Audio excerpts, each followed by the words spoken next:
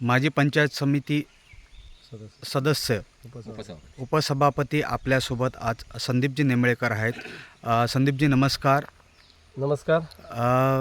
काय वाटतं आज मॅडमसोबत पक्षाची मंडळी कुठे असताना दिसते, एवढा जनसमुदाय दिसतोय, प्रचारादरम्यान त्यांना पॉझिटिव्हिटी मिळते, तुम्हाला काय वाटतं त्याबद्दल? निश्चितच सर्वप्रथम मी या ठिकाणी माझ्या सर्व कार्यकर्त्यांचं या ठिकाणी आभार व्यक्त करतो आहे की या ठिकाणी शर्वाणी गावकर मॅडम आहेत, ज्या माजी जिल्हा परिषद सदस्य आणि माजी महिला कल्याण सभापती होत्या.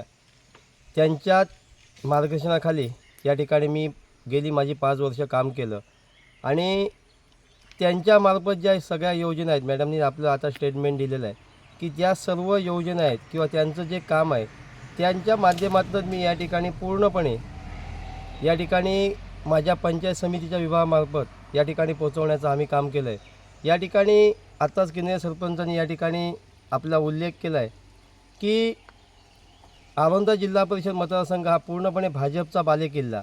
त्या ठिकाणी 9 पैकी 7 ग्रामपंचायती भाजपच्या असं असूनसुद्धा कुठेतरी या जिल्हा परिषदवर अन्याय झालेला होता.